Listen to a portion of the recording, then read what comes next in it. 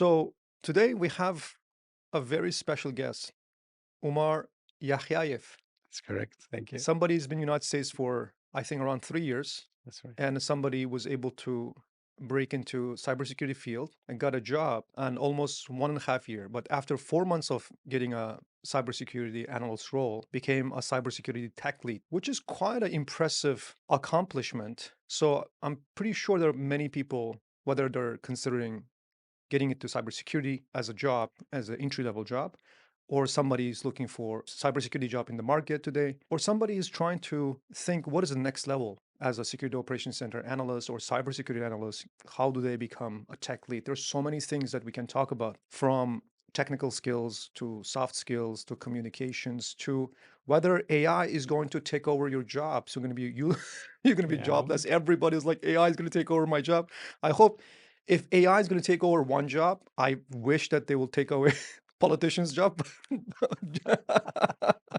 But jokes aside, Umar, thank you so much for your time. Today's beautiful Sunday that you're taking your time to come here. Please introduce yourself to our audience. Thank you so much, Kuzat. I'm so happy. I'm so happy to be here, sharing my experience that I see is as a desire to transfer my life skill sets, my previous experience into the new role in the new country with new neighbors, new communities, everything's new. A little remark there. You mentioned cyber tech lead. I mean, I'm just SOC team lead. It's Security Operations Center team lead. That was quite a surprise to me when my managers came forward and asked me if I wouldn't mind. First, I hesitated. I was like, I mean, if you think I'm a good fit, yes. They said, well, we wouldn't come to you if you wouldn't think so. By the way, this is after 4 months you get to start working, right?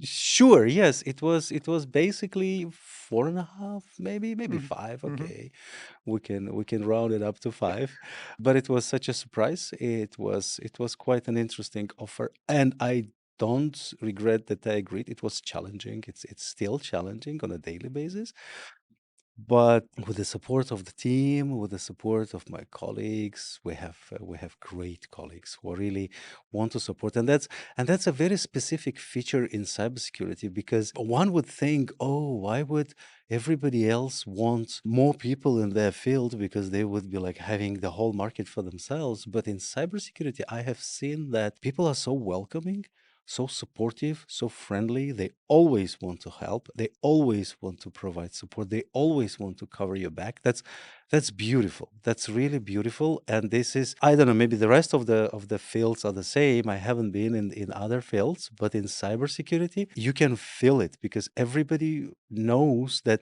we're doing one big job, like one big thing to protect So people's the identities. sense of belonging and the community is pretty strong, it looks like, in It's a cybersecurity. great sense of So I belonging. am not a cyber guy. From outside, what I see is some weird technical weirdo. Don't want to talk cold. You know what we've seen from movies? Yeah, Am I yeah, wrong? they're not. I mean, in cyber, no, we now, you see, I'm saying we, because I really feel a part of this huge group of and this huge group of smart, very talented, hardworking people who always want to, make an extra mile to help, even if it's beyond working hours, even if it's on weekends, even if it's on, I don't know, days off or something, even if sometimes people are on leaves. And you have a certain person who knows everything, and you're like, can I ask you something? And person is already online, all his computer is open. He's like, okay, I'm ready. Come on, what do you have? I mean, such a great feeling of belonging to something bigger than myself. It's an excellent feeling. So I want to bring back the conversation a little bit. So you came to United States around 3 years ago, and there were many options, Mhm. whether it's working for tech or not, or some different field, or your existing experience, right? So probably I've seen your resume. You worked for United Nations. Not sure what was the role in there, but what made you choose tech field in general? And in tech, there's so many different fields that you can join, like you can start as a career. Why did you choose cybersecurity? When I was with the United Nations, my job was to protect refugees. I mean, these are probably the most vulnerable in many, if not all aspects, because they lost their living, they lost their country, they lost their location, friends, communities, everything. And they're just in a new country, trying to survive. And my job was to make sure that the data that belongs to them, and the data belongs to every individual, is properly protected. And that's what we call the privacy, the confidentiality aspects. And that is a foundation for values of mine. And I'm a former, not a former, but a law school graduate. And of course, to me, the legislation, the frameworks are very important to follow. And when I moved together with a family to the United States, to me was like, I want to do the same no matter what. And doesn't matter which field it's going to be. But then I started searching and researching and looking for options. And I was told that, look, why don't you look into cybersecurity? I was like, seriously, cybersecurity? I mean, they should be. And I had the same impression, those grumpy people in hoodies behind the laptops doing Weirdos. something. Exactly. Coding and stuff. I'm like, no, no, man. And then I was told, no, no, no. Just search. Like make a little research and look what they do. And when I was doing a research, I was like, look, they're doing the same thing, what I have been doing, but they are protecting and defending the networks, the computers. It's the same protecting the privacy, confidentiality of people and their data, but on a different level.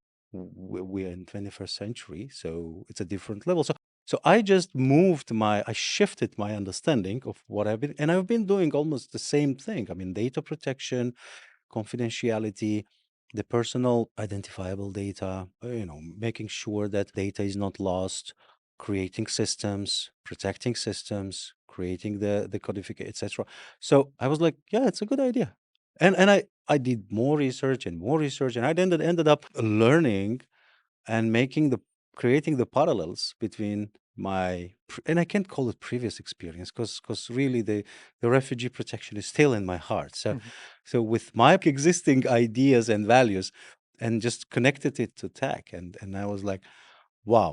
And I love what I'm doing. I mean, you really, when you love something, what you do, it becomes challenging at certain moments, but it's still possible, because you know your goal, you know what you want to do. So that's amazing. Thank you so much for what you did for refugee communities around the world. I would say 20 years ago, I was targeted by a communist government from a political perspective. So I had to escape my country. I became United Nations like a certified refugee. So you have to go to UNHCR, apply for some sort of interviews and documentation. And then they give me a piece of paper said this person cannot be deported to his original country or he might get killed, right? So with that, I was able to come to the United States legally. It took me 3 years. I think without the certification of UNHCR, it would be difficult for me to initiate my process to this beautiful land of opportunity, the United States of America. So thank you for all your colleagues for helping refugees around the world. But it's interesting point that you're talking, right? Talking about you were working in the United Nations Refugee Committee, I believe, and the oldest refugees they have issues with their own original countries, Mhm. and that their original countries are trying to access their information, so their privacy and information needs to be protected. Otherwise, their life will be in danger, their family will be in danger. So you were already protecting data, protecting information, and obviously you want to protect people. That's why their information was protected. When you came to US, you were thinking that you wanted to work for, again, some refugee jobs, protecting their data, stuff like that. But it looks like cybersecurity was perfect marriage between your existing competency and what do you want to become in the future. I think many people they have this I would say, understanding of, oh yeah, if I don't have a college degree from cybersecurity, there's no way for me to get into cybersecurity field. So I've seen people, let's say they're working in the banking industry. Obviously, sometimes people they may not like what they do, or their job may be getting automated by AI because lots of like predictable transactions, so it's easier to get automated. They work for retail, right? They work for e-commerce. They work for, let's say, they have biology background, they have healthcare background, and they think if I break into tech or cybersecurity, I have to start from like from a disadvantage perspective. But it looks like when you marry your existing domain knowledge with cybersecurity, it looks like it becomes advantage, isn't it? Yes, and it becomes a super advantage because cybersecurity is everywhere. Like everything we do, even even the transfer of this data of this podcast to people is part of cyber because it's done through a secured channel. Because any field you look at, be it education, biology, chemistry, physics, mathematics, anything is linked to cyber. We go to a shop, we want to use our card, and the card we want to make sure that our data on the card is not stolen by anybody, and the shop has to make sure the machine they have is Even, secured as well. even a freaking oil change? Everywhere, every your internet, you're paying online. That's the Mhm. thing. If somebody is in biology, I think for example biology or medicine or chemistry, another beautiful link with the cyber. I'll explain myself because in biology somebody works in a lab, right? Mhm. Working, not everybody can work in a lab to start with. It requires patience, it requires consistent and focused attention to certain things. It requires monitoring on a daily basis, on hourly basis, on things that happen. It's the same what happens in cybersecurity. In security operations center, you have your tools, you have your monitors, you have your screens around, and you have to make sure that you identify alerts on a timely manner when they appear, and then make sure that you analyze those alerts and tell me if it's not the same, at least from my understanding, in biology lab or in chemistry lab or in schools, for example. These are the most, probably the most important aspects of our community is the public schools, the schools per se, because we have data of our children being there, and we have to make sure that they're protected. And if somebody is a teacher, being able to explain a child cybersecurity terminology, if somebody can knows the or has the ability to explain to a child very difficult things, this is what our teachers do, right? They explain to children very difficult things in a very clear, understandable language. This is what we do in cybersecurity as well, because we have to be able to explain to users, because without users, cybersecurity is at lost, because you can't have strong cybersecurity and weak users. That's why you need to transfer your knowledge to users. You have to be able to explain to your users in a normal, understandable, and palatable language why you denied access to certain website, or why did you delete certain email from their mailbox, because they wanted to click it because they thought, oh, there is a link that says they're going to give me iPhone 17, which has not yet been released, but they're going to give it to me. I just needed to click a link and pay $50 and the iPhone will come to me. So every field can have, as you mentioned, a marriage between with cybersecurity. Every field, and you don't need to have coding experience. That's. I mean, if you have, it's a plus. It's great, but you can always learn. I am still learning. I'm learning a lot. There is so much to learn. Then I think those people, let's say with some banking domain knowledge, right? And I think one of the most vulnerable area is fintech because lots of money transaction going around. If somebody graduate from like pure cybersecurity background without the banking domain knowledge, I mean they can work, right? But understanding banking industry is totally different game, whether it's banking or healthcare or education. So when people coming from outside with cybersecurity, like competency and experience, it looks like they have superior competitive advantage based on what you said. So now, when you decided to study, so there were so many options. You could go to some universities. Mm. Obviously, it's going to take either 2 years or 4 years, lots of money. And you can go to Udemy. It's going to take you 1999 for getting you certification. Or sometimes, YouTube, if somebody like super committed, they can learn from YouTube. I'm pretty sure informations are available today at the cost of zero. So what was your like process of selecting the methodology of acquiring cybersecurity knowledge and getting a job? I have drawn a table for myself before going into that, and on and I put a definition of cybersecurity there, which I made research, etc. And then on one side, I put what I already have. that is aligned with the terminology cybersecurity, right? And there were a lot of things that I have been already doing. I just didn't call it cybersecurity, but it is part of From cybersecurity. your existing experience. Exactly. But then I'm a quite a focused student. I love learning. I love studying. I love reading. I love all of these things. I don't have time, a lot of time, but anytime I have spare 30 minutes, 15 minutes, I would prefer to take a book and read it, so, or learn something new. So on the other side, I put what I lack.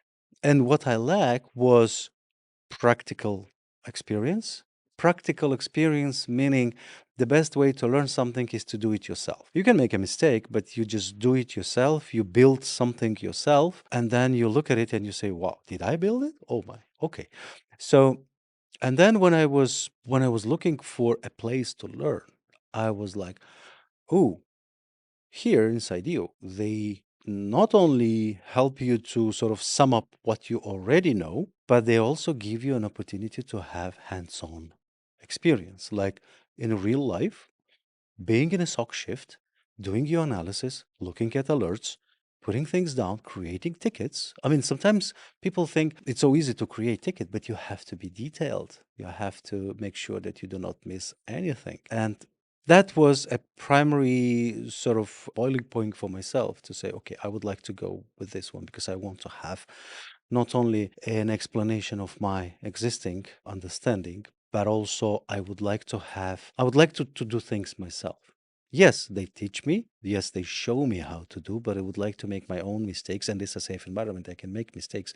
And there is always somebody who can cover up and help and support and correct the mistake together. So that was the main reason why I wanted to come here and wanted to do it together with many other course mates of mine. That's amazing. So, in terms of when you studying, right? Can you remind me how many kids you have? Three? Three kids. Oh, Yeah, God bless them. God, thanks. God bless their heart. So in America, I would say I used to have this joke, like if you don't work one day, you're going to be hungry for 2 days, right? Yes, that's So correct. as somebody like, most immigrants when they come, they don't come to United States with lots of cash. Forget about immigrants. Many Americans, they don't have savings. So we make just enough money and we just spend them all on rent and all necessities and groceries. And most people, they run out their money and they have to use credit card to cover the deficit, from their budget. And with that being said, I think it requires you to work a job to handle your existing expenses with your kids, stuff like that. And also, as a father, as a husband, you have family responsibility. And then now you have to learn something like full time. You have to develop a skill, sets of skill sets so that you can be successful. How did you handle that? What was the most challenging thing through that process? Patience and a goal. Setting a clear goal is was quite difficult. But I mean, yes, what you said is correct. Yes, we have lots of responsibilities. We have lots of things to take care of. I had a great support from my wife. I had tremendous support from her. It was like I don't think I would be able to reach anything, let alone this part of my journey, if she wouldn't be really giving me that strong support. Moral, physical. Sometimes she was like, "Oh, again, you're studying, and it's 12 a.m. or 1 a.m." She's like, "Okay, you need to sleep sometimes." I'm like, I know what I'm doing. So yes, just hold on for a couple of more. I don't know. I didn't know at that time. Month, weeks, hours. I don't know, but the grit was that important to see and understanding that new knowledge, it's everywhere. It's not only in cybersecurity, it's anywhere in our lives. New knowledge always opens additional doors. Always. It's nothing like you get something new, you learn something new, and boom, it's for nothing. No, I think it always opens additional door, even if it's a small window, it gets opened. So you can get into that. And of course, planning, thorough planning.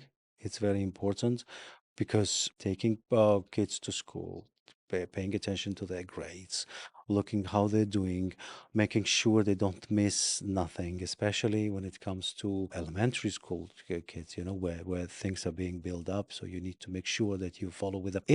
I don't want to say it was hard then and it's easier now. No, it's not easy always. It was a little harder, but it's not still not easy because I understand that I want to make sure that what support my wife provided to me before, I need to pay back because I need to do something. So now she's studying. Now it's my turn to take that part to Hmm. cover the rest of the responsibilities what she was doing. So it was sort of a support to each other, and kids were understanding. They knew what's going on. And after looking at what I've been doing throughout those months of learning and acquiring new knowledge, I hope my son got inspired from there, and he switched from previous major he wanted to get in college. Now he wants to move to cyber. Sorry, hold on. You have a son that is in college? He is, yes, Oh, he is planning to. you don't look like you have a son in college. Thank you. Okay. So now he is planning to move into cyber. I was like, I'm still hesitant to ask him, is it because of me or because you know something that I don't know? I haven't asked him yet. So maybe I'm really trying to sort of please myself by saying, oh, it's because I inspired him. So maybe not. Maybe not. I don't know. But as I said, planning, clear goal, having some support mechanism, because it's always necessary to have some support, like somebody, friend. It doesn't have to be a family member, your friend, your neighbor, somebody you trust who can say, okay, hold on, man, it's okay, it's going to be fine, it's now difficult, but it's going to be easier.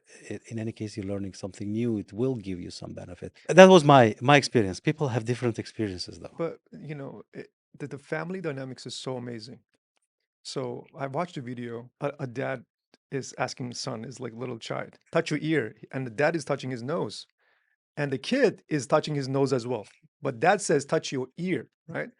So the kids will not do what you said; they will do what you do. That's right. And I think being an example at certain age and studying, often our kids are very young when we're studying in college or after when we have kids, most people I think they just stop learning. And their kid never see their parents gaining new skills, reading books. And when you transition career, now you have to learn something new, especially in today's environment. You have to learn every year to keep up with the technology. I think it's such a great example for our children.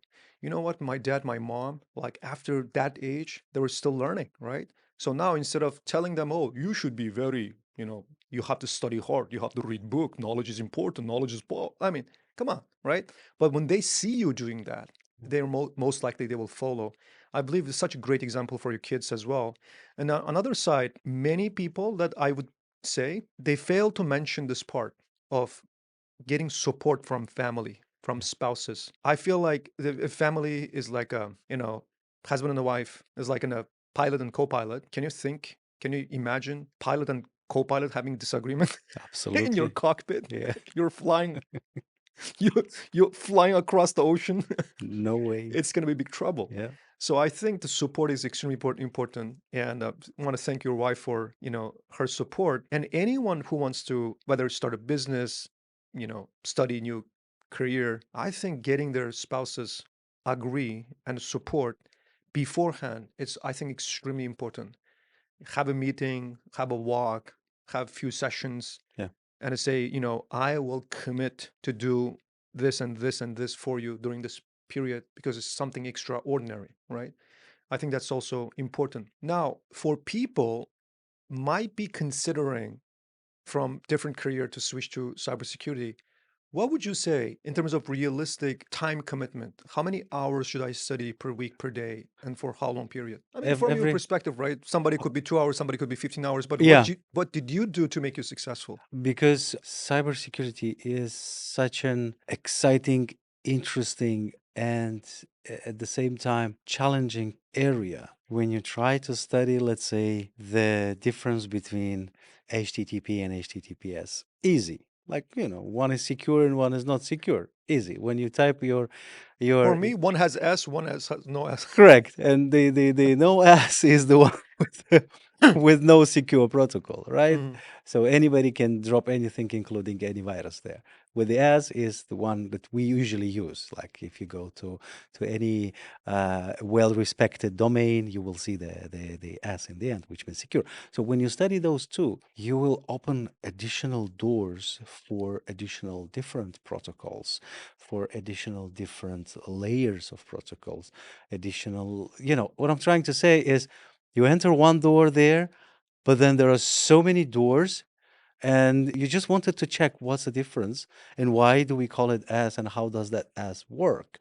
But in the end, you enter three doors inside, and then now you want to come back. You're like, oh, wait, wait, wait, there is another door. Let me check that one. So, what I'm trying to say is that that's what I'm saying. You have to be dedicated to, let's say, I want to study for, let's say, I don't know, it depends on your business, and it depends on what you're doing and how many hours you can spare. But I spared as much as I could.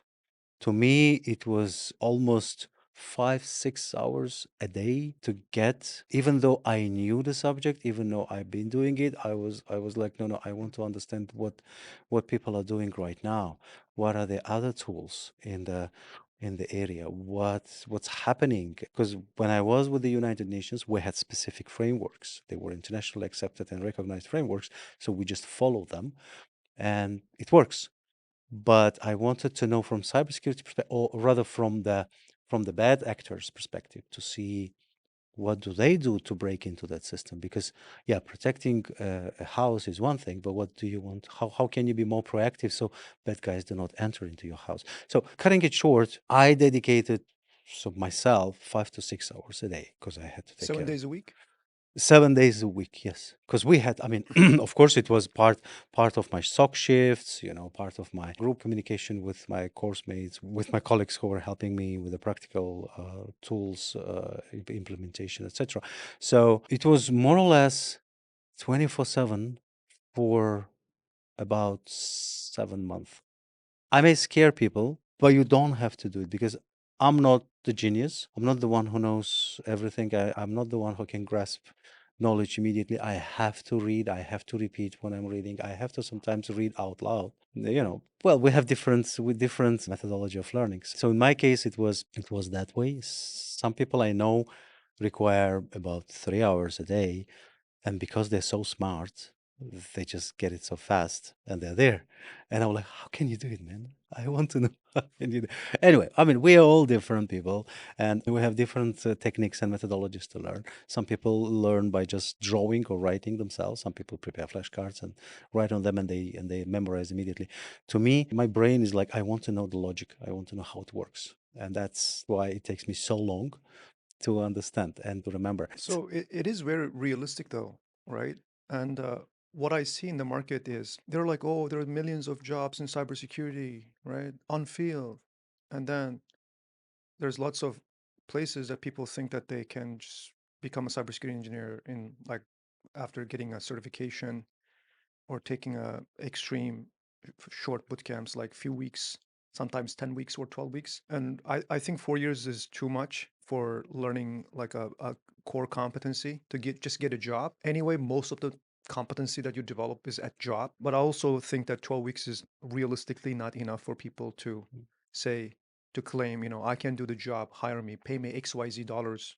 Like you're not going to waste your money. So I think it's realistic and it's also achievable, affordable, not 4 years, not 12 weeks, 7 months. But one thing is important is you're talking about 5, 6 hours a day for 7 days a week, which is approximately 30 to 40 hours per week, hours, right? So 40 hours is a full-time job. And you treat it as a full-time job. You treated learning as a full-time job. I think that's important for people to get it. And sometimes people, whenever they go to an institution, especially like us, CYDEO, one of the top questions they ask is job placement guarantee, right? Can you guarantee me job placement? Which is kind of, I understand people ask this question. I feel what they ask.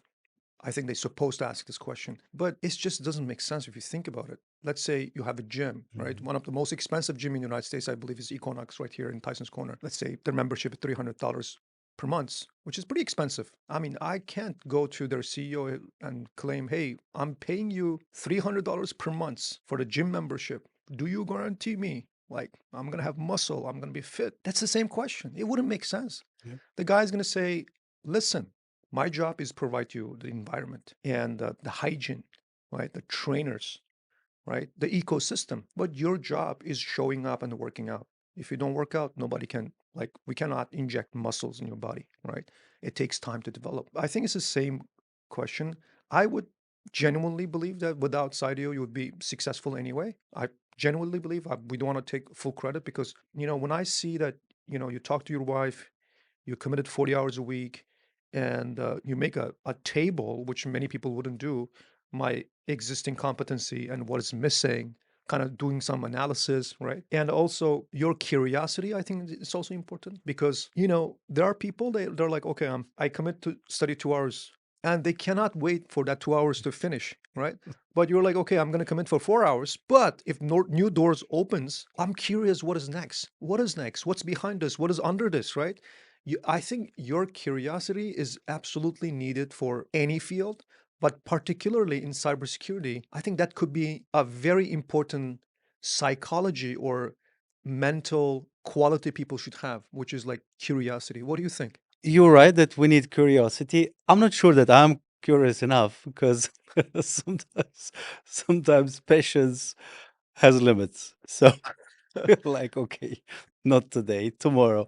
But but you're right. Yes, curiosity is very important. When with the United Nations, I went through a number of different trainings and certifications, and one of them was adult learning Hmm. certification and executive coaching certification, where the main point is if we want to learn something, we need to become like children who are curious what's happening, who want to pull that shelf and see what's inside.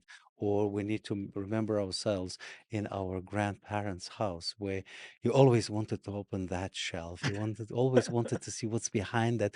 And now you have a key there which has never been there. Now you can turn and open. So even if it may be dangerous, but we need to have genuine curiosity about things happening around us. Well, not too extreme, of course, but not poking our nose everywhere, but at least be cautiously curious, trying to understand what's happening. Like I always wanted, and I'm still learning that. Always wanted to understand how comes that my wife and my kids can draw so nicely. They create beautiful paintings, and I can't even draw a square table. It's always for me so difficult, and it goes the other way. And I try, I fail, but they all can do it. And I'm like, how can you do it, guys? I mean, in my office at home, I have my walls full of my kids and my wife's paintings, and I'm so lucky to have them there because otherwise it will be just empty walls. So I always wanted to, and I'm curious about that. But at the same time, I understand I may not reach that level. What they create, like drawing beautiful trees, and the nature, etc. That's what you say. I mean, and in cybersecurity, curiosity is so important because you never know who else has received that malicious email in your company. Because I mean, you can get one and you say, okay, I solved this alert, I deleted that email. But then you ask yourself, but what if 1,500 other people received the same email? What do I do with that? Maybe somebody clicked that link. Can I go and delete all of them, or should I just mark them as phishing, or should I just mark them as spam? What do I do? And then you're like, yeah, but remember, you have a team. You have your people who are ready to help you. You have your colleagues and peers and managers who are always there to help you because you have the same goal as them. And you're like, oh, can I bother you for a second? I mean, maybe this email, and it'll always help you. So this genuine curiosity, genuine desire to understand how things work, this particular one, and should help to get, but it requires dedication. It's so important to have discipline, as you mentioned, and dedication and commitment to something because you need to sort of, it's more on mental, probably mental level, but you need to draw a picture in your head. Who do you want to be in like 1 year, 3 years, 5 years time? How do you look yourself in your own future in your head? I don't know. It always helped me in my life. Whenever I used to have difficult times, I would like, okay, how would success look like for me? And I have it in my head. So Just move forward. this the famous guy in China, Jack Ma, is a founder of Alibaba and Financial. He has an interesting quote. He said, "Do not overestimate what you can do in 1 year, and do not underestimate who you can become in 10 years." And when you say patience, consistencies, I believe today's society, our brain is wired in such a way that you post an Instagram picture and you're counting likes, right? Instant gratification. And whether it's games, whether it's social media, whether it's digital content we consume, everything is designed around instant gratification. So you want everything now, right? If it's not now, you don't want it. And you crave chocolate, you go just eat immediately, right? You crave Coke, you can drink immediately. So when everything is happening instant, we tend to forget good things take time. And Hmm. we tend to forget, for example, 2 years ago, I started gardening. I genuinely recommend everyone to start gardening. Here's why. I used to go to market just buy a tomato. I never thought how much it takes to get a tomato, right? It takes generally 6 months time to get one single tomato if you grow from scratch. You put the seed in the spring and you grow indoor, right? And then you move outside when it's warm enough, and then you have to do lots of maintenance. And after I would say July, maybe around July, you're going to get your first tomato, let's say fastest 5 months. And we don't think about it. We're just like, oh, tomato, meat is here, food is here. I put a picture on Instagram, I immediately get response, right? I transfer money, ching, immediately it arrives, right? So that becomes problem. So good things, 6 months, 1 year, 2 years, 3 years. And I do think that doing gardening can bring back that patience to people because now they're going to realize, okay, one tomato takes 6 months. So it's okay to spend time on my business to make sure that I can have my fruits, tomatoes, Right. right? Right. Or spend time in my new career, spend time in my new journey on learning certain skills, whether it's cybersecurity or blockchain or artificial intelligence, stuff like that. So now another questions I have is we have this chicken and egg problem in the United States, right? Everyone is like, oh, we want 7 years experience. And you go to Indeed, you go to Dice, and every job wants experience. And this guy is so, like, he's working so hard, but nobody gives him a chance because he has no experience. Without having a chance, he cannot have experience. Without experience, he cannot get a job. So it's like this constant chicken and egg problem. That's one issue. So recently I started paying attention on X. There's lots of debate going on around people from overseas faking their education. They can buy legitimate, verifiable like degrees. And they come to the United States now they can compete. I don't want to throw everybody under the bus, but it's pretty heated debate online, right? So in another side, now these people have like people here, they don't have that competitive advantage, which is, degree stuff like that. So how difficult it is for someone with no experience, which is like in the United States, or let's say as a SOC analyst or as a cybersecurity engineer, but they have the competency though. Like how difficult it was for you to convince somebody to would give you a shot because you didn't have 3 years experience in cybersecurity, all these things that you can show that others could. So how did you handle, or how should people handle the situation? Very interesting question you asked, because this is the same thing I'm doing now, consultancy from time to time to some students or to some cybersecurity analysts who would like to get prepared better for the environment, for the job applications and job interviews as well. And what I'm seeing is a little lack of self-confidence. That's number one issue where people, I mean, everybody I'm talking to, everybody I'm helping with my consultancies, etc., they are so smart. They know a lot of things, but they have a little hurdle to present them. To tell themselves, yes, I can do it, even though and I'm asking them questions. We're talking, and they're like, oh yes, this is this and that, and the differences between different tools. And I'm like, look, but you know it. Why did you tell me that you didn't know it? You know it. You know it in very well, in very decent details, which are enough. And he or she is like, oh, yeah, but I don't know how to present it. I'm like, Exactly. That's the problem. Let's concentrate on that. Let's concentrate on your soft skills. Let's concentrate on your self confidence because you know the technicality. You need to know. You need to be able to to be ready to present them and make yourself believe that you know that because you know it, but you don't believe that you know it. That's one thing. Another thing, as I mentioned, I'm not a genius. I'm not the one who, Michelangelo, Da Vinci of these years. But I believe it also depends on the company, because the company I'm working in right now, very forward-looking, very modern, very strong in calculated risk taking.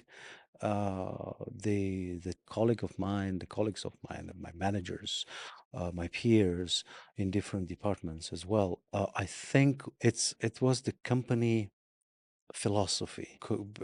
I mean, you shouldn't be. They don't hire somebody who doesn't know anything, but neither they are sort of putting 3 years, 5 years, 7 years as a limit for not interviewing you. Because when I was interviewed, yes, I was asked about technical capacity of mine. Yes, I was asked about technical tools I'm using, or how to create tickets, for example, how to organize a SOC team, etc. But more, I was asked about how would you handle a crisis? How would you handle a conflict? What would you do in this or that situation? Because I believe that, and this is the same philosophy of the company I'm working for, is you can always teach somebody to do something, but you cannot teach somebody to become a human being with analytical skills and friendly and forward looking and supportive and committed and dedicated, etc. You can read the manual and you know how to handle the camera. That's all. But if you are not friendly, if you're not smiling, if you're not supportive, if you are not ready to support your colleague in a difficult times, what's the point of having you as a cameraman who knows everything, but the person is not a human being in terms of supporting the values, helping each other. You know what I mean? The soft skill Absolutely. component. That's what I believe the company I'm working for was looking at first and foremost. And this is, I think it's the same Jack Ma who said, AI will never replace love, support, commitment, help, friendly assistance, etc. I may be wrong in quoting him. Maybe somebody else told this, but Actually, that was my quote. I'm just kidding. it was I'm okay. just kidding. I'm just kidding.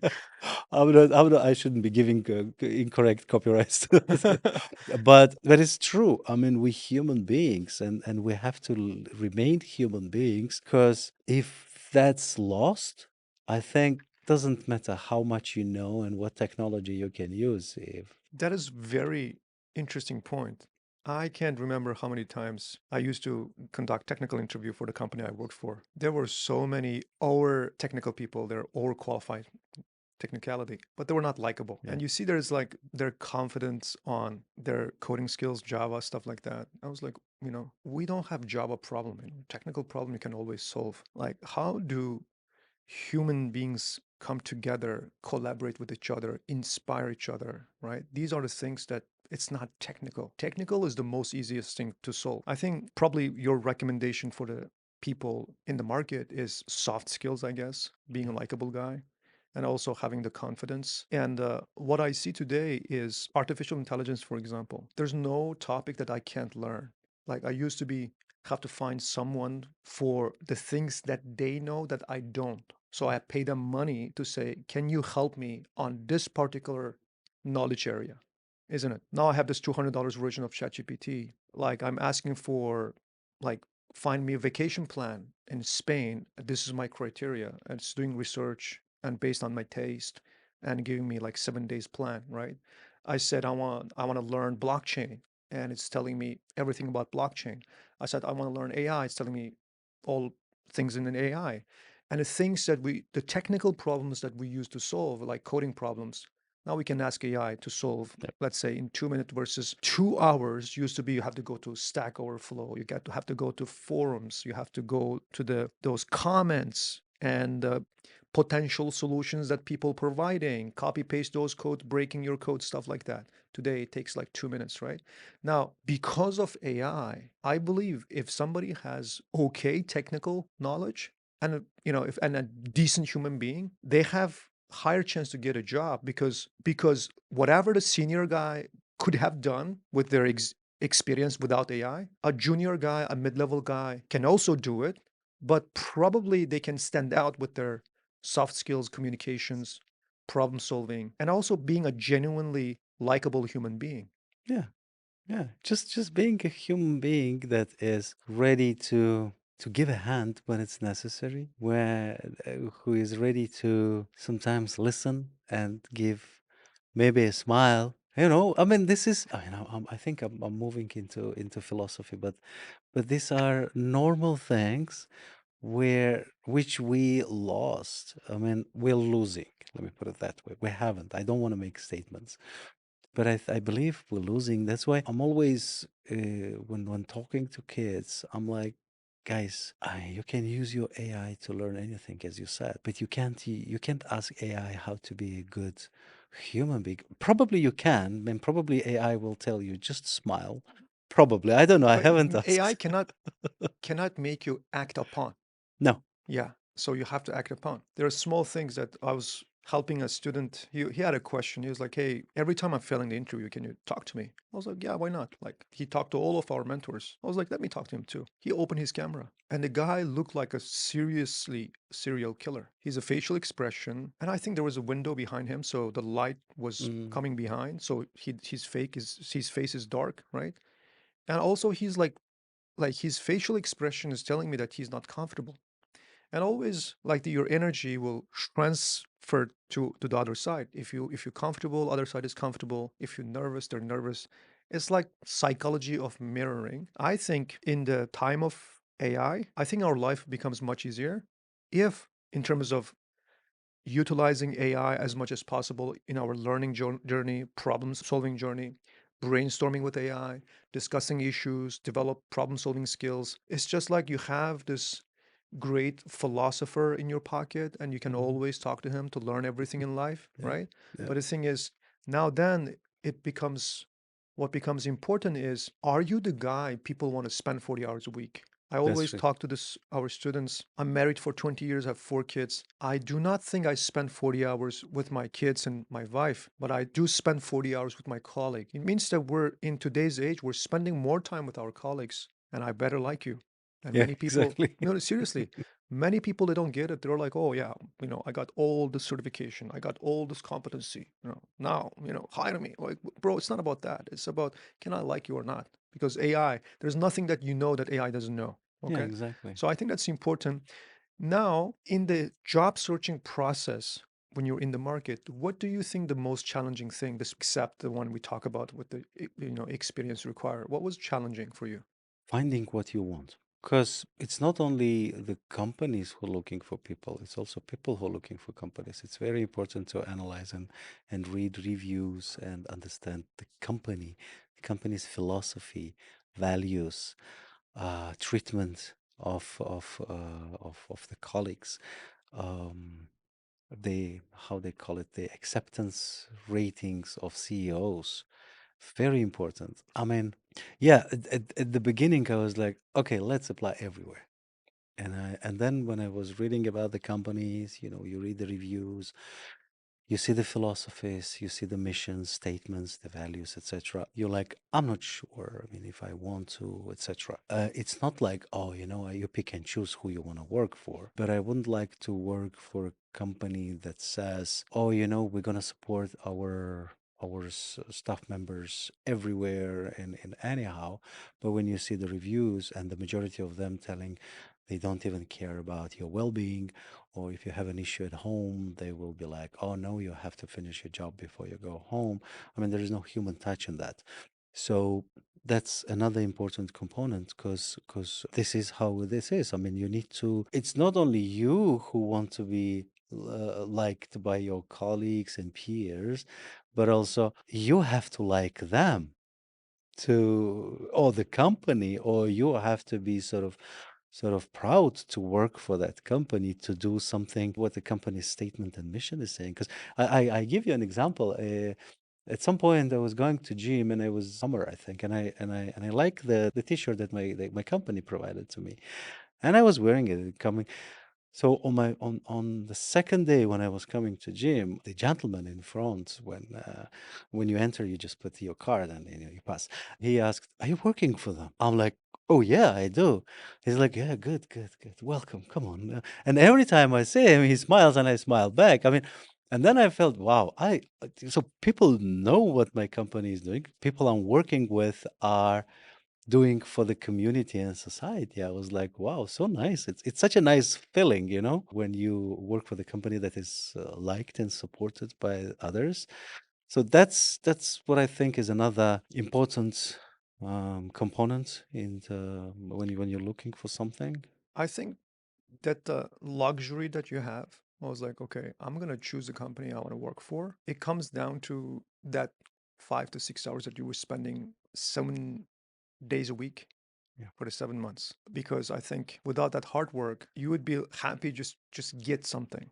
Yes. You're not going to Anything. be able to be in the position that say, I want to choose the company that I want to work for. I think it has the hard work and the commitment and your efforts were foundation for that. The second thing is, I think it worked in your favor that you're genuinely authentic person. In any relationship, if you're authentic, let's say you're a salesperson, as soon as you're being fake, salesy, sleeky, I mean, people, if they want to spend money, they're not going to spend money with you. And sometimes you see this genuinely useful salespeople. They're not after commission. They're like genuinely giving you good advice, helping you, right? And then you're more likely to buy it from them. It's Yeah. just like that. So I believe that your authenticity became your advantage in the market. So what you did now, you're studying those companies' background. What is the mission statement of this company? What is the mission of this company? Vision of this company? What's their business, what problem they solve, what are the clients they serve. So to help yourself to find a better company, you did the research. Now in the interview, you're knowledgeable about that company. Whether it's HR, whether it's director, whether it's owner of the company asking why you want to work here. Now instead of like, oh, because you guys pay Yeah, money, exactly. because I need to pay my rent. That's why I think I need to work for you, right? So instead of saying that, you're like, hey, I love what you stand for. Yep. I love the problem that you solve. I think whether it's my technicality, whether it's my personal value, I see so much overlap between what I believe and Mhm. what you believe, right? When you say that, I think that's such an amazing, individual that even hiring managers, their heart will be touched because we need to understand that majority of decision that is made, whether it's business and life, it has very strong emotional component in it. We Yes. do make emotional component. It's not pure technical analysis. I mean, honestly, if technical analysis was good, like I'm into investing as well.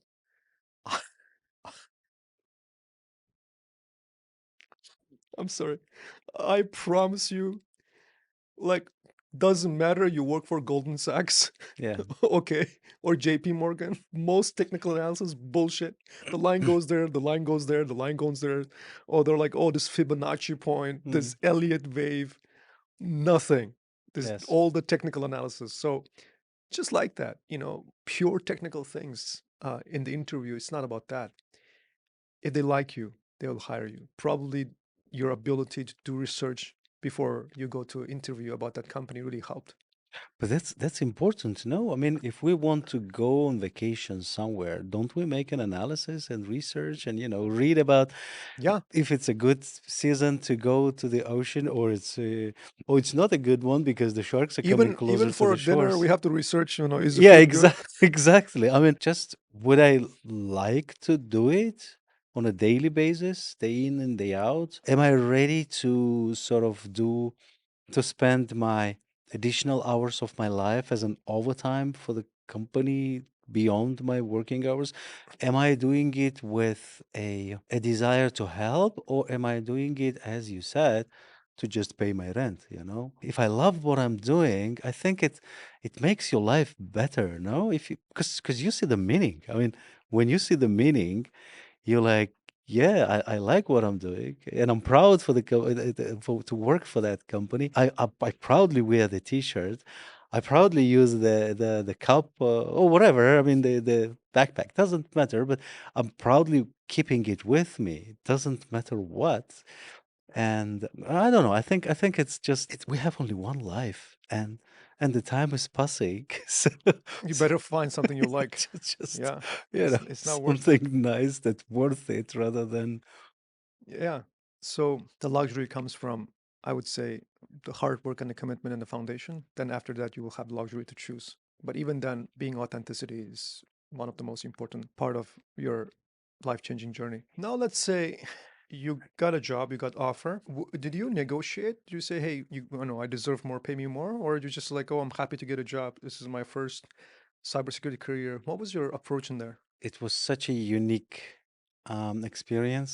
Actually, I was offered more than they initially posted in the advertisement. When I was talking to the recruiter, he told me certain amounts annually, and then after the interview, just before sending me an official offer, he said, after talking to after the interviews, etc., including with the management, he said the company has decided to give you more than we initially discussed. And it was so interesting. He asked me, would you agree? I'm like, No, I don't agree. Give me less. um, like I was shocked. I was speechless. I mean, I didn't want to sort of escalate it to nothing. I mean, I had in my mind, I'm like, nice, but why? I mean, in my Okay. mind, I didn't ask, but I was lucky. Really, I was lucky. You were lucky enough to put I those didn't hours every have single day to. for the past few Yes. months. Yeah. Yeah. Yeah. This How much was the difference? Like, don't tell me your salary, but the increased part. the difference was 15% more than initially Damn, that's good. of. I mean, I was happy, surprised. I wouldn't call it shock, but it was so nice. And okay, and I'm a human being. Okay, I want to say, oh, it's so nice. For somebody has seen that I have suffered so much learning.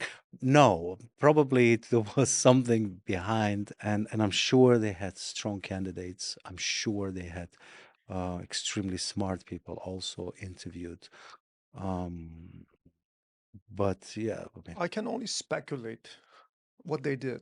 Here's what I think. If they're fair people and they look at you and they're like, okay, this guy, he's way above his pay grade. We have to be genuinely authentic for this person. We have to be fair. If they pay you, let's say, $10,000, $15,000 less, first of all, it's not fair, which it looks like your company is very decent company, right? So they're yes. not trying to take advantage of employees. Number two is also for the long-term perspective, if you're qualified, overqualified for that job, and they're like really like you, they would know if you're not happy and people like you will have more options in the future. Recruiters will reach out to you through LinkedIn. I was like, hey, I give you 3% more. Sometimes it's just additional challenge for companies to retain, like employee retention is also issues, right? So they're like, okay, we need to give him good enough so this guy qualifies for it. When we pay him well, now he doesn't have to shop around because it's not because people are greedy or something. Everybody has family to take care. Mm, If you get a 10,000, $20,000 more income, I mean, it's not like you're going to go Vegas and gamble it. You have kids to, feed, right? So right. generally, like parents, they were like, okay, for my family, I'm going to take that job. It'll pay me more. So I think that they've done really amazing job in terms of increasing your satisfaction in one shot and make sure that you're going to have long-term relationship with your company. Second thing is your company is very smart and strategic. Here's why. The best investors is like this, right? You buy something underappreciated, like something that is undervalued, let's say that. What is undervalued, right? If you know this company's stock, the company is fundamentally doing amazing. This company is solving legit problem. They have a legit team. They have legit product, right? For some reason, let's say they have a lawsuit or some regulatory issues. I don't know, some environmental issue or scandal, something like that. It has Mhm. nothing to do with this company's technical performance or value they're creating. But stock market is emotional. Yeah. So the price is supposed to be 50. Now this company's stock price is, let's say, 10. And you have $40 buffer in there. It could go up to 50, even beyond. Like real good investors will find something undervalued, buy undervalued and hold it and sell it when it grows, right? I feel like hiring managers should learn from investors. Yeah. There are so many people, they're not picked out. For example, you buy Tesla today, you buy Apple today. I mean, it's already picked. And like Nvidia, for example, I don't know how much it's going to grow when it reaches the roof, right? When it reaches the ceiling. But there are going to be new startup, there are going to be new companies that is undervalued, Yeah. but you see the potential. You buy those, you hold it, and it's going to grow. Just like that, there are so many technical individuals, and they're picked out, right? They don't. If somebody's super technical, have years and years of experience, have, I don't know, McKinsey on their resume and says, I've sold this, I've saved world in Google, right? And don't tell me that does not contribute to their ego if they have all this big shot companies on their resume. Do not tell me it does not contribute to their ego. So it means that probably they're not going to work as hard as someone like you, somebody like entry level, somebody's like you give them a shot, right? It's not somebody technically so good today, but they can be so good, but how much they want to contribute to the company, it's a Yeah. different thing. How much you can get from that person versus somebody really genuinely in the beginning of their career. They're like, you know what, I'm going to take it so seriously. I want to work for this company and I want to build my career and I want to contribute. And though those people don't have big shot names in their resume, Hmm. but amount of return that you're going to get from those individuals is going to be far exceeding Yep. somebody already like they have already picked in their career. I think managers should have this investor's mindset. What do you think? That's right. During my UN career, I have had the same idea of hiring somebody who's new but very enthusiastic and committed, rather than having somebody who knows everything and then doesn't even smile when you cross the person in the corridor because she or he's so busy. And throughout my career, I have had a number of young people who wanted genuinely to make a career with the United Nations. And some of them are currently on quite high positions, not necessarily in the United Nations, but in different companies as well. And I'm not saying that I did that for them. They did that for themselves. I was just an additional stair for them or part of the ladder that helped them to look beyond the fence because they didn't believe themselves until they joined the team I had the privilege to lead. Uh, So I helped them to put a stair so they can look beyond the fence and say, look, there is a horizon. You can look at this horizon, and that's your place. You can choose wherever you want to go. And I'm so happy to see now them growing in different companies, organizations, in their personal endeavors, and it's so beautiful. So that's as you said, I believe that was the reason why the company I'm currently working for has decided to give it a shot with me. I hope they're not yeah. regretting that, No, but I think you saw the untapped potential and you gave a shot. sure.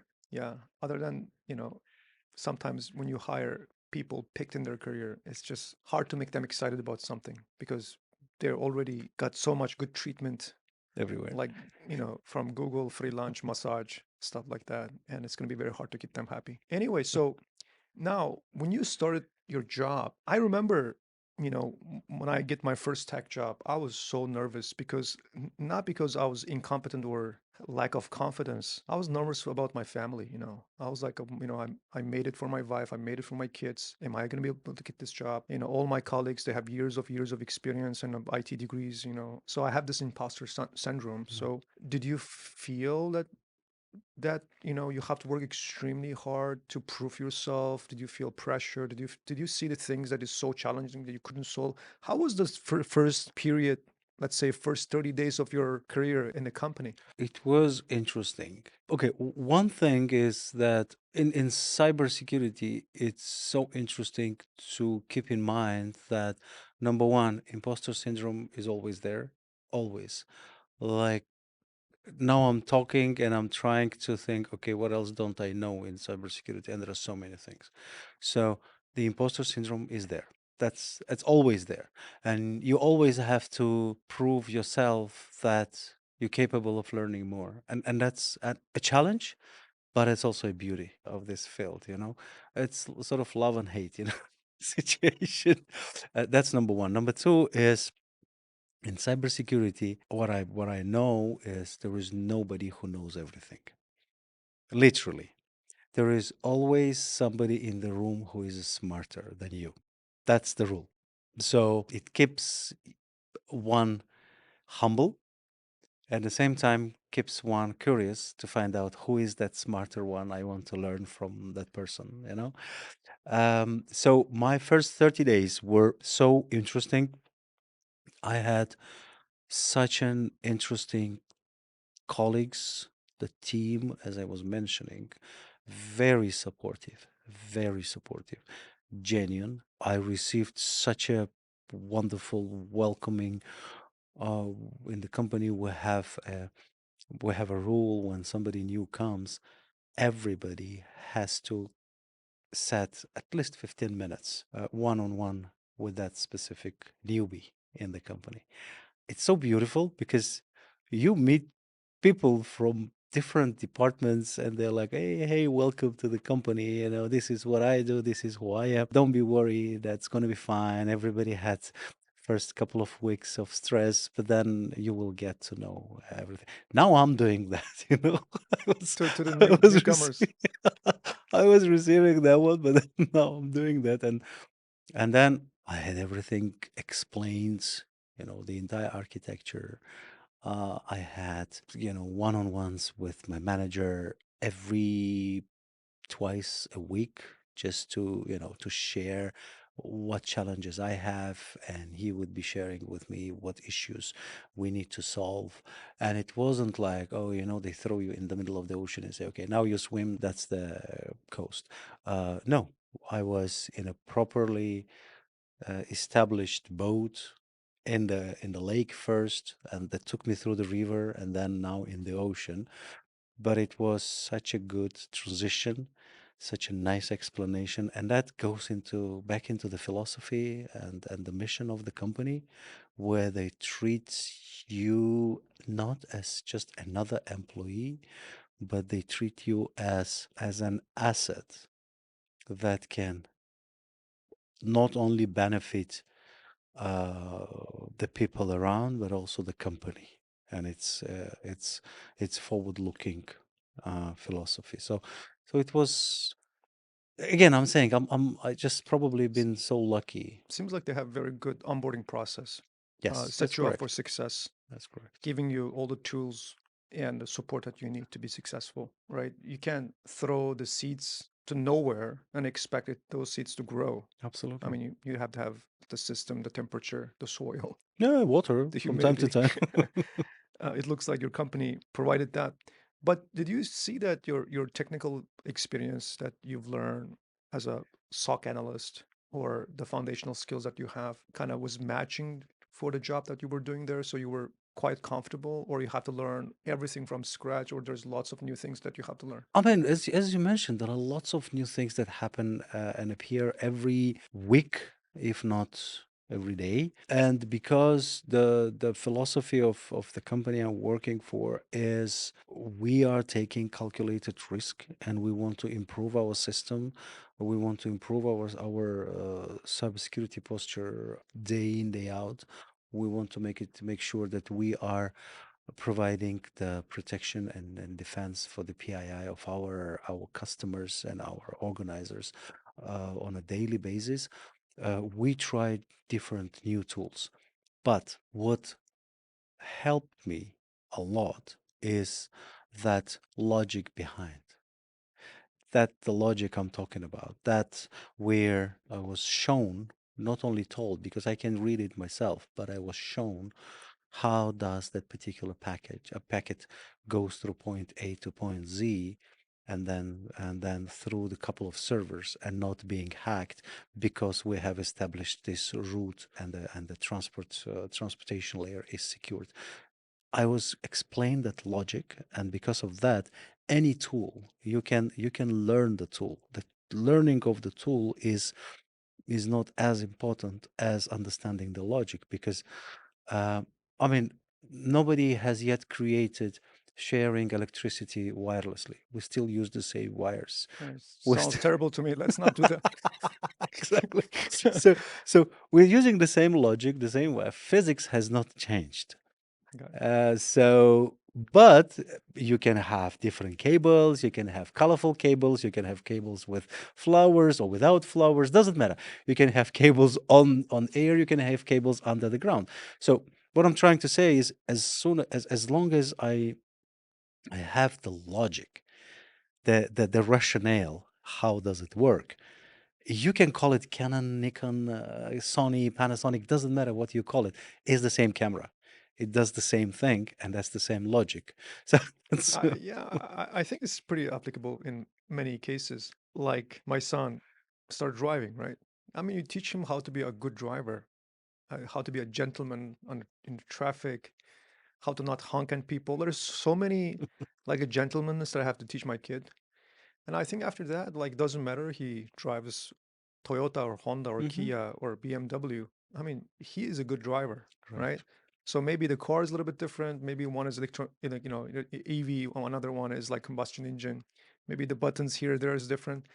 But the fundamental of being able to drive as a good driver, it's a different thing. I believe like tools are like that too. Whether you use Splunk, Wireshark, or something, Jira, when you go somewhere else, maybe it's a different tool, but the logic is the same. The context is the same. You just have to learn maybe the UI a little bit. Yep. I think that makes people's life much easier instead of getting scared with every single thing. You're not going to be scared, right? Once you get your license, driver license, you're going to be like, oh my gosh, there's so many different cars in the world. Yeah. What I'm going to do, right? You don't say that. You got your Yeah. driver license. Yeah. I feel like technical skills is pretty much when you have a good foundation, you shouldn't scare yourself. Oh my God, there's so many tools in the world. Like pretty much they're doing the same thing, Yeah. right? You just have to learn logic. I 100% agree with you. Now, tell me the secret of being a tech lead or security operations center SOC lead within 4 months, let's say, round it up for 5 months. How do you become a tech lead in 5 months? It's kind of unbelievable to me. It's still unbelievable to me. So I think, well, there is something that I received from my manager when he offered that.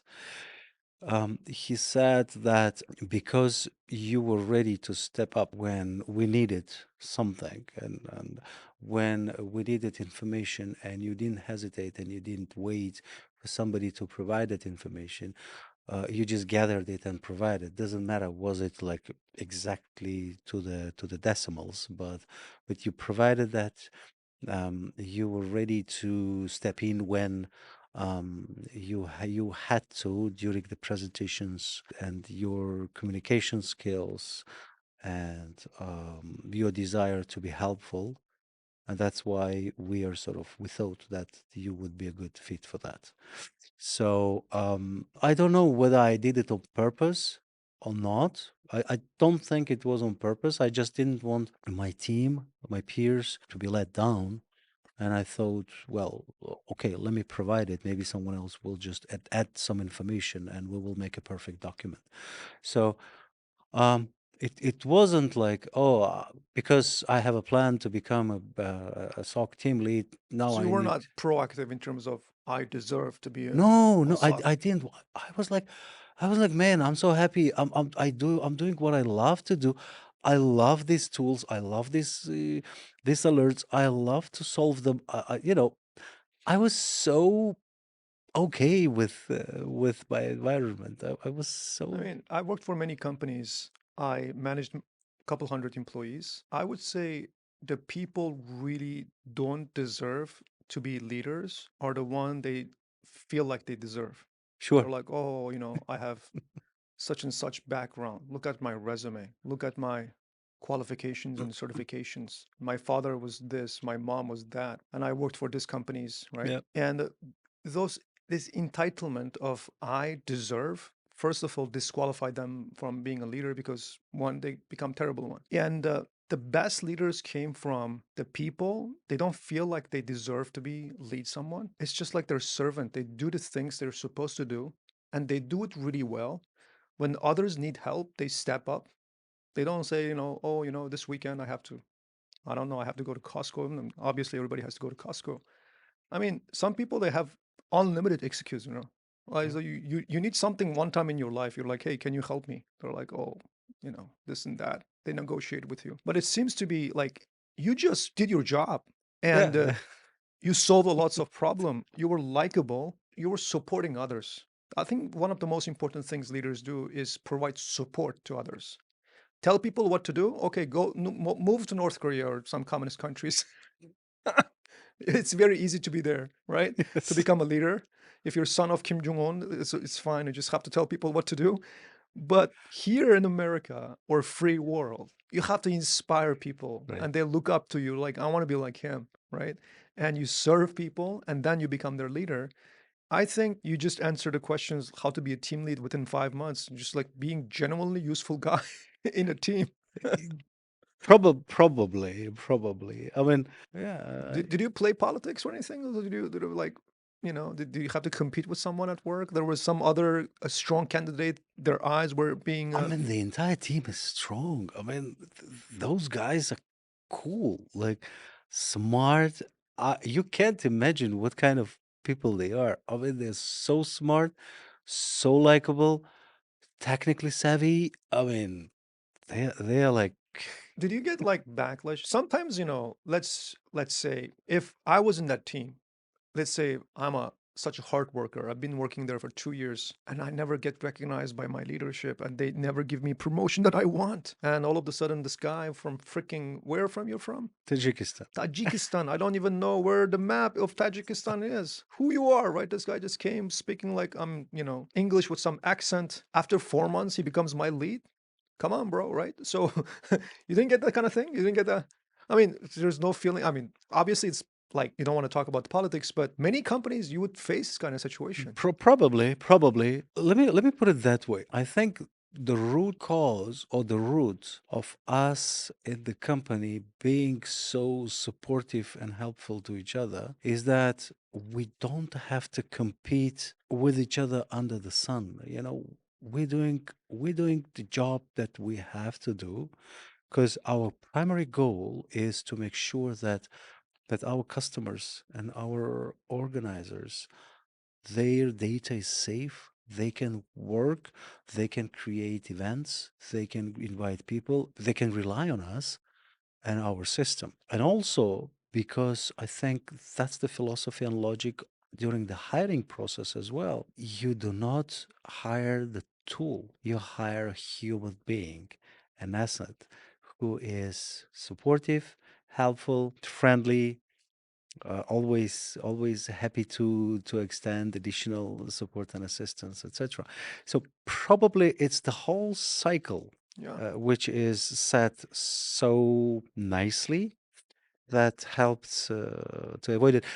And also, I don't know, nobody told me nothing. I mean, my peers, I mean, we're not like, I'm sitting there in the meeting and I'm like, okay, you do this and you do that. I'm like, who can do it?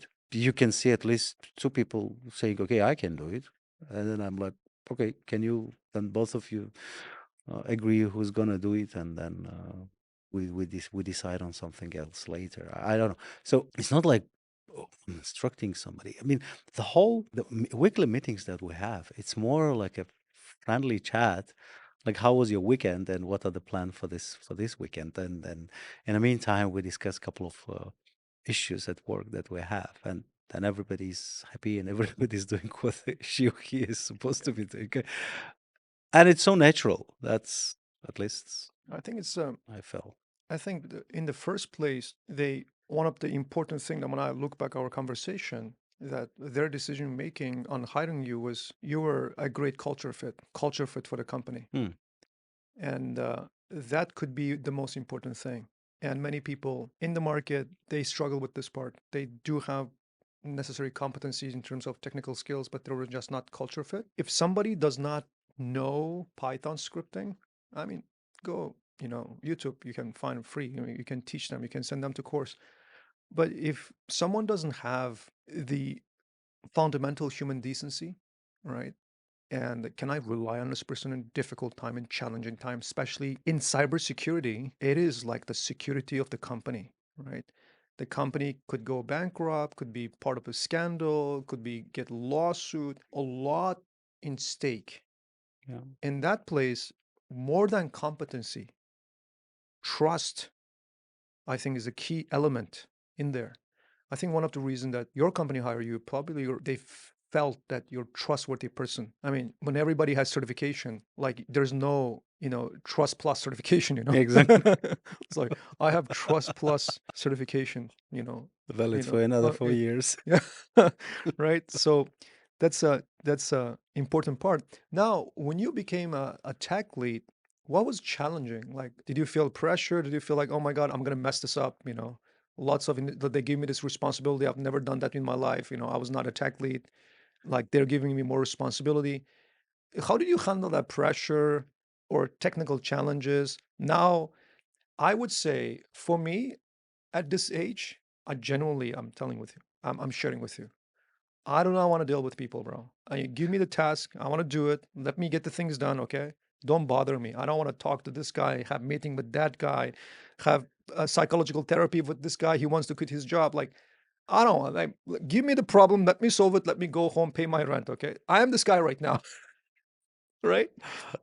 So, like, how did you handle this? Do you have this problem? Like, what are you doing as a tech lead now? You have to deal with the people as well now. Yeah, but I had all of those. I'm still having all of those challenges. There are a lot of issues. I mean, things here and there. Now it's a different leverage when something is not going according to the plan. Before it was like, oh, who is responsible? Now it's like you're responsible. Not your Uh, fault. but I have such a tremendous support from my managers, from my peers, from peers in security engineering. I mean, there is nobody who I approached, they would say, not today, maybe tomorrow. They would say, no, just set up a meeting. Let's solve it now. Share your screen. Let's see what's going on. So again, I'm saying I think I'm just lucky, really. I mean, it's just so nice to have people around you who are genuinely trying to help because I mean, because there is nothing to compete for. I mean, I'm picturing as if it's a heaven. No, we have issues, we have problems, we have alerts, we have tickets to be redone, we have audits, we have everything. Everything is there.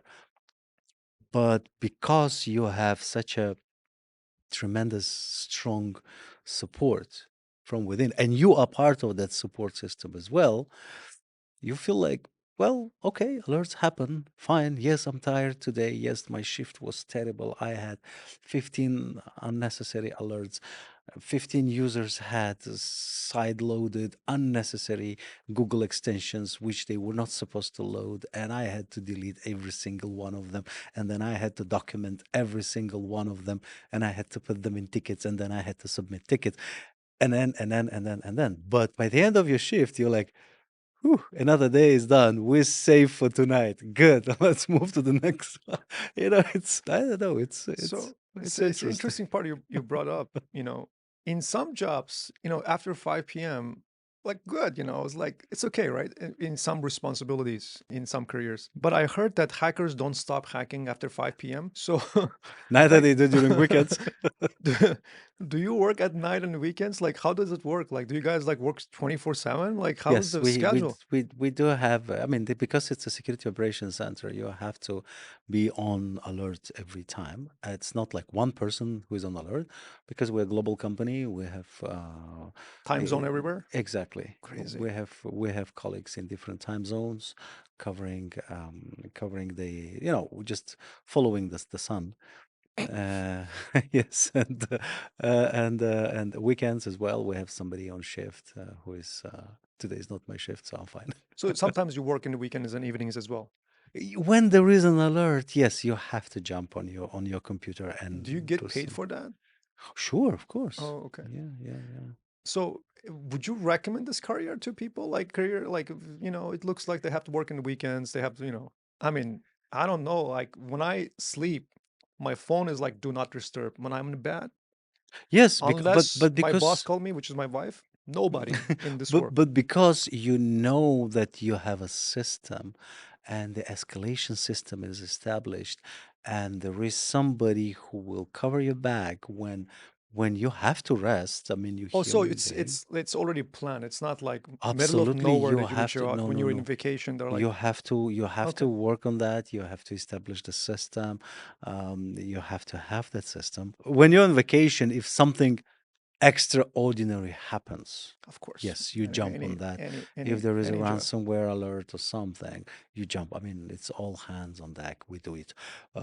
But if it's just an alert, somebody clicked the wrong link and you have to just delete the device and just Do do you solve feel it. like cybersecurity job because you guys are under constant attack, and I'm thinking geopolitical tension increases cybersecurity risk, and sounds like we're not in very peaceful environment right now. You think about Israel, Palestine, think about Ukraine, Russia, China was like, okay, I'm going to take Taiwan tomorrow, maybe, right? So there's so many things going on in the world, whether it's from geopolitical perspective or like just so much ransomware attacks, Yeah. some other attacks. Do you feel like adrenaline? Like, does it give you dopamine? Like, are you guys are excited, happy all the time because of these things? Is like, is that gambling kind of thing, or is what is the psychology about this job? Nobody feels excited when Oh, seriously? under attack. No, you're like, oh my God, again. Okay. No, whenever there's hurricane coming, I get excited, Oh, you really? know. Okay. I was like, oh, something. It's like next week. I heard there's like a 20-inch snow. I'm Yeah. expecting some craziness, right? It makes me like excited. I feel like so maybe cybersecurity people are happy all the time because some exciting stuff happening all the time. The exciting part of it is that when you are monitoring the malware active in the sandbox, that's exciting because it's a sandbox, it's isolated, not linked to any network or any of the connections. You just drop that malware and you watch what's happening with the system. And then you analyze, etc. That's exciting. It's like watching a movie. Mm. Nobody's going to get hurt. Nobody's going to, no, no, no, none of the systems are going to be harmed, etc. It's nice. You're just watching that movie. It's not exciting when it comes into your system. Never it is So exciting. It's it's it's like it's a it's a stress then. it's a terrible stress. Oh my god. It's extremely terrible stress, and you want the time to stop. You want to become that Doctor Strange who can move the time back, so you can avoid a user to click that link that brought to this situation. You want that to happen. That's why I love watching Doctor Strange or anything related to Doctor Strange. Yeah, but I think in life, if you don't have challenging problem to solve, it's boring. I It's think, boring, yeah, yes, part of life is you but you have need to. some genuine problem to solve. When you overcome it, it feels good when you accomplish. Yes, in cybersecurity, it's more when you can prevent from that problem to appear, and there is a huge preparation work to be done to at least try to or minimize problems to appear because they will appear sooner or later. Any ransomware attack is not the matter of if, it's a matter of when. So, and when it happens, the question is, are you ready for that? Because, for example, when hurricane comes, you know that it's coming because somebody has calculated. They have smart scientists who have calculated using the machines that hurricane is coming. But when ransomware comes, you don't know because you have users who may just click the link because they wanted iPhone 17. That's all. But nothing bad about that. If you are prepared to roll up your sleeves and you know what to do when that attack happens, that's your sort of litmus paper. You can then analyze the SOC team, the whole security team, and say, okay, they managed to solve it in, let's say, one day, half a day, I don't know, 3 hours. Good, A plus. Or they didn't even see it coming when it came. and then 3 days later it appeared in dark web and somebody's selling the data, well, it's F minus. So you it's always stress not because of the alerts coming, but it's a stress because you have to think which door is the bad guy or which window is the bad guy is going to enter today or tomorrow. That's why you have to read a lot. You have to analyze everything that's happening, from I don't know, disagreements between Philippines and Indonesia to disagreements between let's say Honda and Nissan. You have to analyze everything because you don't know. With AI now, the ransomware attacks are only increasing. With quantum computing, nobody knows what's going to happen with encryption and cryptology as a science. There are so many things. I don't want to bother you with So, them, but you brought this, like you just point out the elephant in the room, artificial intelligence. I feel like we'll ask people, you're from Tajikistan, so previously Soviet Union, with this Kalashnikov AK-47, probably one of the most useful, successful creation of weapon rifle, and empowered who, right? yeah, exactly. Today is probably one of the most used, like kind of criminals and drug cartels. And you have a gun, or you have a, obviously compared to slingshot or stick, it's a great technology. The technology empowered bad guys even more than good guys. Do you feel like artificial intelligence is bringing the barrier to entry for hacking down, so some low level, entry level technical guy overseas or anywhere in the world, they can utilize large language model, DeepSeek, ChatGPT, Llama, and using AI to carry out, I would say, not sure if it's the right word to describe, higher quality attacks. Obviously, if somebody with, let's say, writing a phishing email, right? There's so many times you see like this guy doesn't even know grammar, right? Exactly. Now AI is crafting perfect phishing emails, perfect deep fake, right? So AI is empowering bad guys. Like, Yes. do you see that this is coming to you guys? Do you see more attacks? Like, how does it affecting like a cybersecurity? It does. It does affect. It does empower bad guys. It does empower and help them to avoid. It does strengthen their bad intentions and bad potential. Yes, it's bad, but there are good guys as well. The good guys are the majority.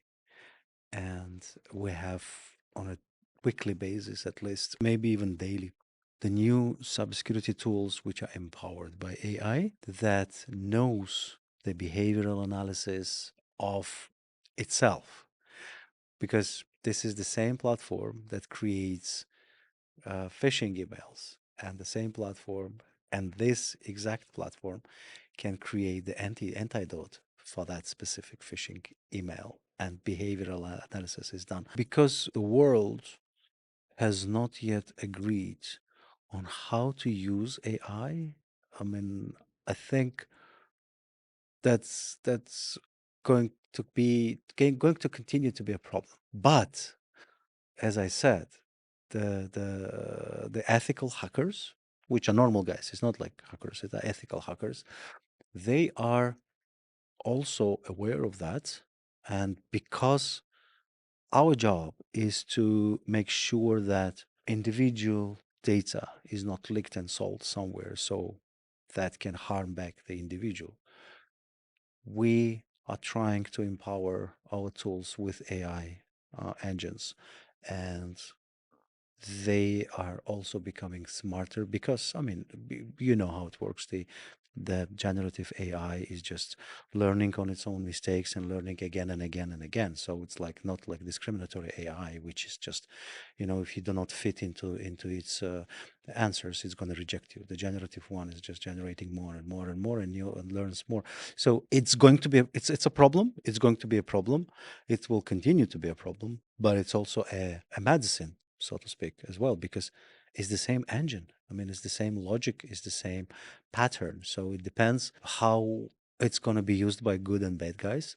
But the most important thing is, as there were some standards created for cybersecurity a long time ago and being updated, I think there must be a clear and strong framework created for AI execution as well. So, I agree. However, when you see this DeepSeek situation, yeah, right, and it stormed the market, became number one downloaded app, and they're like, "Oh yeah, we spent $6 million to make this," and obviously it looks like they didn't spend exactly. $6 million, and there was a proof that DeepSeek thinks that she's, or it is ChatGPT. It looks like the training data was stolen somehow, corporate espionage, right? And so, but the point is, you can steal this technology, and you have enough power to calculation power to run this technology. Then what's going to happen is, in the US, we have regulatory environment. Like, Mm, it's criminal to do those kind of things. But if you're in some countries that you're protected by the government or sponsored by government, I used to get lots of attack saying from Google, like, hey, your account is going to be like is attacked by sophisticated government sponsored attack mm, because I have political background. So some countries are trying to hack my system. In that case, that when Americans, when law obeying countries, that they have rules and ethics, and in some other countries, they can, or criminals or countries sponsored criminals, they can come up with their own large language model version where they can modify and disable all the ethical boundaries. Right now, even if you ask AI, hey, how do I hack Bank of America, AI is going to he's not going to answer you. exactly. But in that case, probably AI is going to become your genie. It's like, remember Aladdin? It's going to become your slave and it's going to give you all the answers. So in that case, I believe whether it's Russia or China or Iran or, I don't know. I just feel like something big is coming. People, companies, countries, they need to get ready for this. And I do believe it is a bad thing. But at the same time, I think it's going to create more opportunities for people to say, there's a new emerging career. How Mm, do we protect our nations? How do we protect our companies, even individuals as well? I think cybersecurity was about protecting countries' digital assets, mm, companies' digital assets. Like, what about my digital asset, bro? What about my house? What about my Ring camera, right?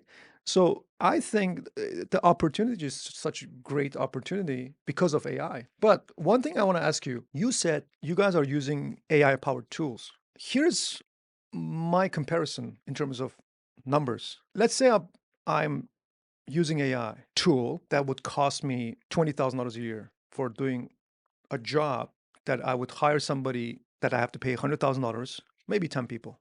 I do think AI's ability to replicate itself and do 10, 100,000 people's job is much easier. You don't have concern, don't you think that it's going to take over your job one day? So for AI to take a job, it needs to know what cybersecurity analyst is doing. Because yes, the tools with AI are very strong. They are fast. They can give you information, etc. What they can't do is they can't decide what to do with that. Is that they can't act upon that decision. If that they cannot communicate with the user and explain the user what's going on. So there are certain things that AI is not capable of doing and will not be capable of doing. My genuine belief. I may be wrong. I'm not So an honestly, you're expert. not worrying right now it's going to take over your job then. No, not as much as I would be worried if somebody would enter my Wi-Fi without my agreement and start doing things there. So that's that's what I'm talking about. I mean, when quantum computing comes into sort of big reality, I don't know what's gonna happen. Nobody knows. I mean, nobody knew what was gonna happen when. So can we talk about from non-technical perspective? Yeah, What are we talking about in terms of quantum computing? That means that normally cybersecurity means lots of things are encrypted, right? And quantum computing has the superpower for decryption. decryption So exactly. therefore, there's nothing that you cannot make decryption proof. Is that what quantum computing the can the do? the the the the, the Problem is that um, in order to sort of decrypt a certain encryption, like the big ones, the strongest ones, like RSA 4096, right? In order to decrypt it, a normal computer would require billions of years. Billions of Billions years. of years. So If you have a proper passphrase, not the password, which is 12345 or QWERTY, but strong passphrase, which is not in the dictionary, with some, I don't know, numbers and some special characters, billions of years for a normal computer, right? The quantum computer, because of its ability to be in at least four forms in 1 millisecond. Just imagine 4 forms, 1 millisecond, how fast it's gonna think and try to decrypt and break the password. Like, hmm. when you think about it, you're like, So nothing is protected then. when it comes, Yeah.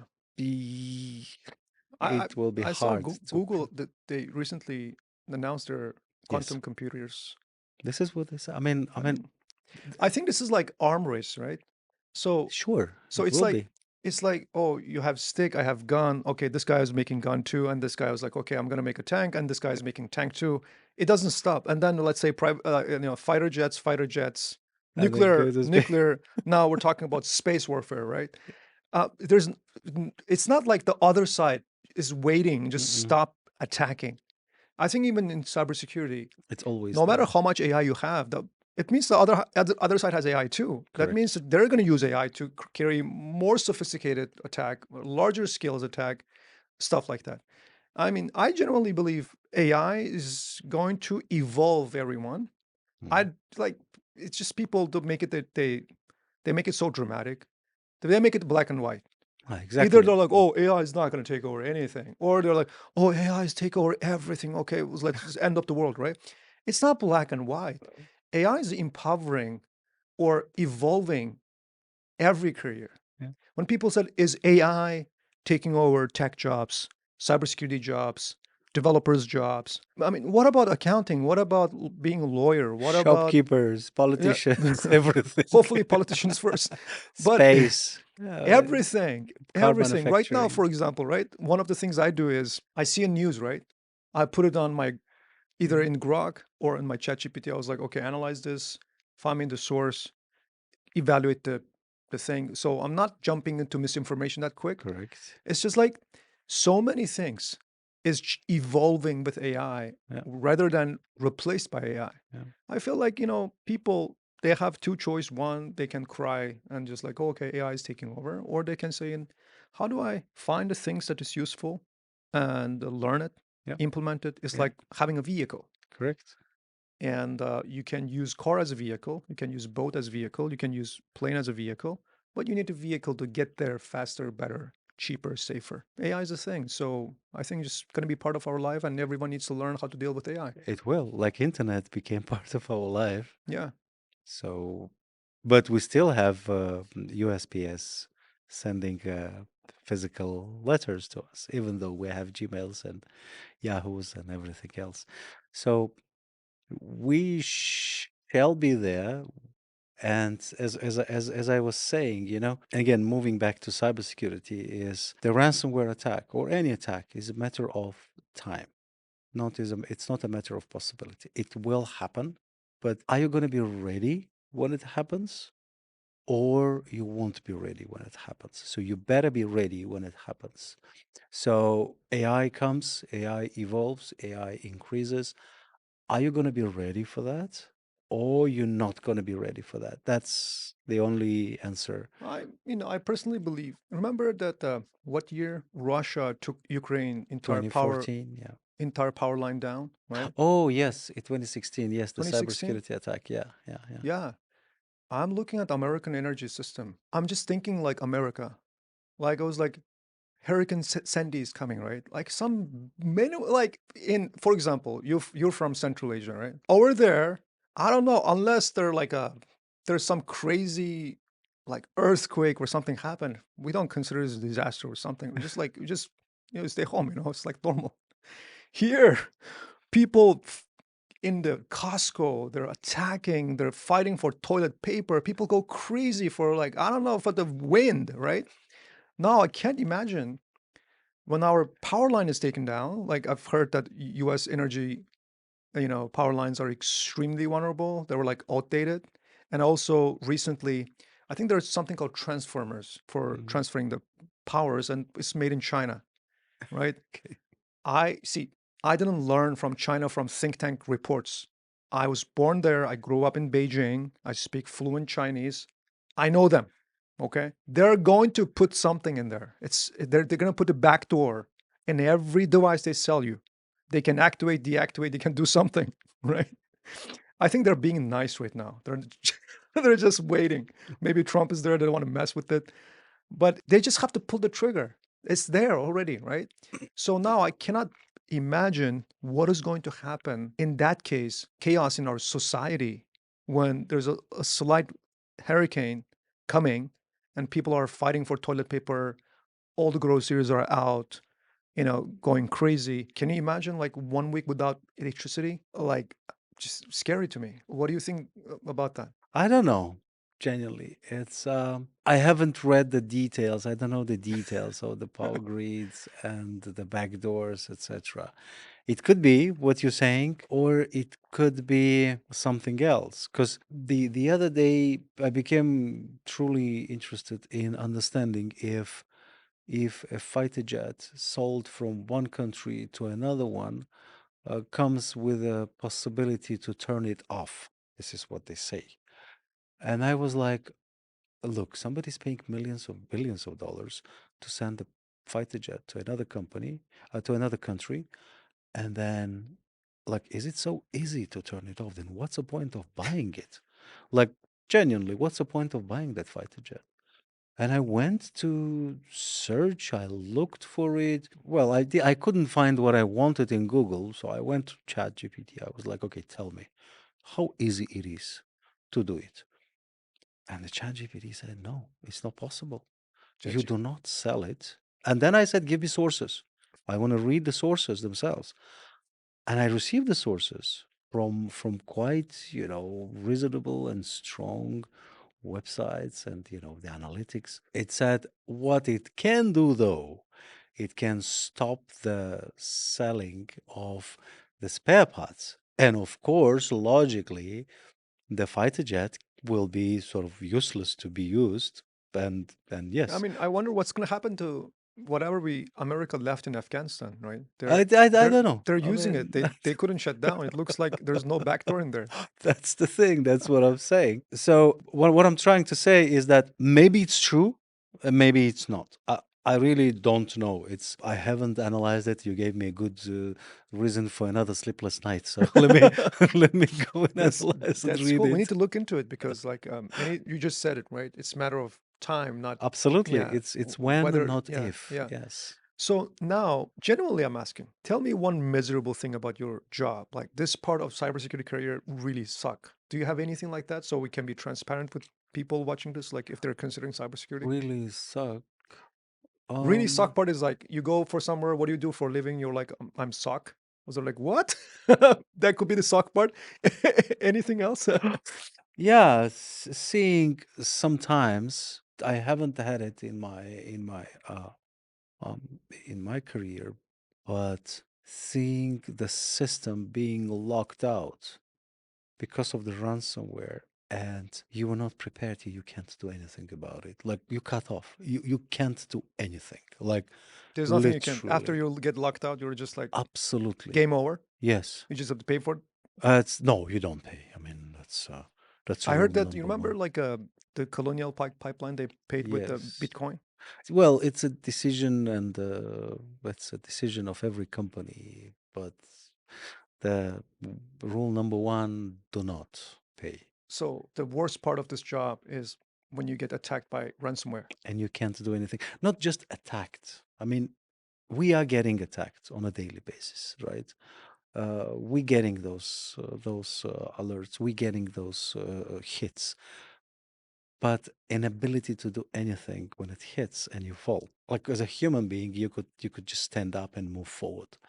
but as a machine you can't because it's down. Like that's that's a miserable Okay. situation, I mean, probably. it's fair. I But the rest, the challenges and everything else, I don't think that any other job or field has less challenges. We all have challenges. They're everywhere. But such a level of responsibility when you're like, oh, okay, it's my shift. I have to make sure that I open my eyes, keep them up, read everything, look through everything, analyze everything. You know, that's interesting. So another question: money does not buy happiness, but when I make more money, I felt like I'm happier. So I want to be transparent. There are many people there when they consider cybersecurity as a career, income potential is one of the key factor. And realistically, for entry-level cybersecurity career, let's say whether you're SOC analyst, cybersecurity analyst, like in the US, what are the ranges we're looking at for the entry level, mid level? I don't know. I haven't done my analysis. Hmm. Oh, Even not the bulk part. For example, if you ask me like how used Toyota Corolla cost, I would say $17,000 because it has some common oh, sense value. well. Then we then if that's the thing, then we're talking about for entry level. You said right? Probably between I don't know 70,000 a year to depends on the company. Probably I don't know 130,000 a year. 130,000 to 70. Probably. So yeah, I think it depends on the company. Yeah. I really didn't make any research. I'm just, looking at practices that I'm seeing Do you around. think over time the pay for cybersecurity analysts, like obviously we're not talking about generalizing it, but it's just like common sense if somebody's like really well good at what they're doing. Do you think over time their salary will be increased Sure, or sure. Yeah, absolutely. This is what I'm seeing with my peers, my friends, my colleagues. Yeah, I think so. okay. So when you are working these days, right? For me, for example, I am a little bit paranoid person. I feel like if I'm not running behind technology, certain things that I have to learn, somebody else will come kick my butt, right? So I do spend quite amount of time to learn artificial intelligence and some other technology as well. So when you are as a stock lead today, is there things that you tell people to learn? Hey, it's like these are the things that might happen in the next few years, and these are the skill sets that would be required to be able to perform your job in that time frame.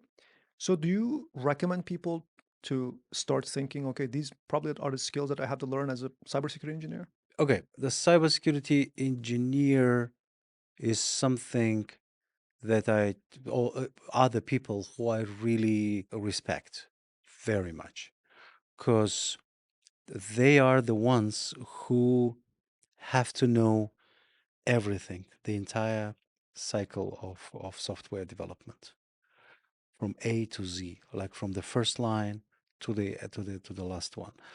Because if they don't know it, they cannot understand where the potential security breach can happen.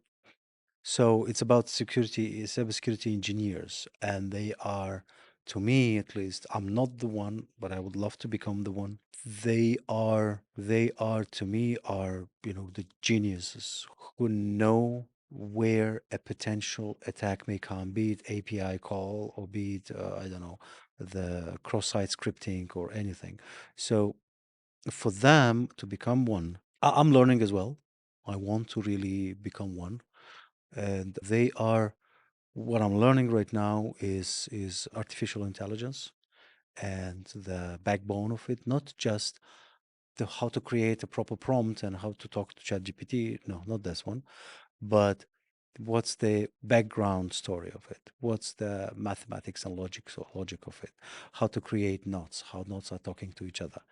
How many nodes do I need to have a proper artificial intelligence?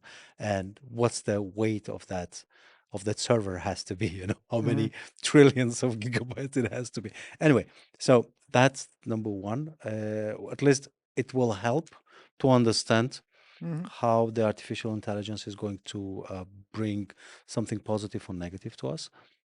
Also, any coding language, Any coding language. any. I mean, because we are currently living in a cloud mode, you rarely can see a company, well, not rarely, I mean, the majority of companies, let me put it that way, have moved to clouds, and they are with either Google, AWS, Azure, or Alibaba, doesn't matter.